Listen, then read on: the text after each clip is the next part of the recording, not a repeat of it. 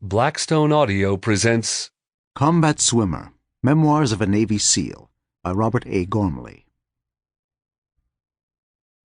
For the people who made it all possible, the SEALs with whom I served, and especially Becky.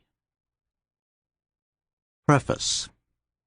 Since I retired, many of my former SEAL shipmates have asked me when I was going to write a book. Other former SEALs have written accounts of their careers, but only one has offered a commanding officer's perspective.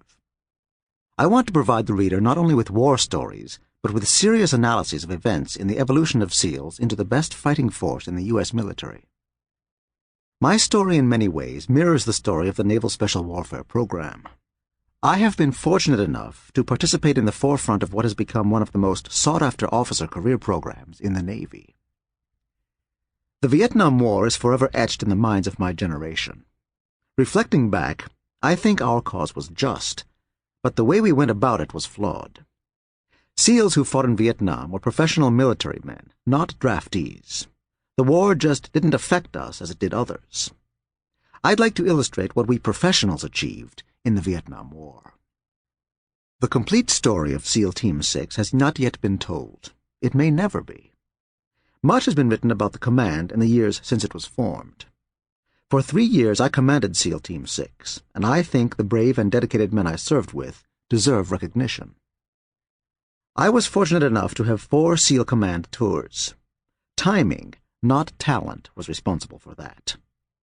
I also commanded 2 SEAL platoons and a SEAL team in combat, and was lucky to have survived a number of close calls. I like to tell people who hear me groan every time I move that if I had thought I'd live this long, I'd have taken better care of my body when I was young. Any success I had during my SEAL career was a direct result of the truly outstanding people I worked with and for.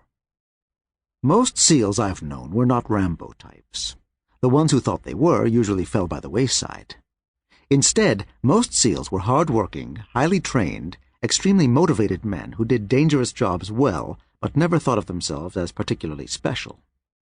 I've tried to make this their story as much as mine, describing as well as I can remember who participated in various events.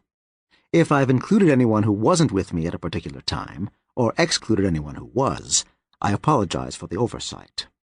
Also, in some cases, I've chosen to not use the full names of certain people still involved in SEAL activities. Some key people have helped me in this effort. My wife, Becky, and my son, Kevin, provided much-needed proofreading and suggestions that have improved the quality of my work. My daughter, Anne, provided encouragement and support. Sample complete. Ready to continue?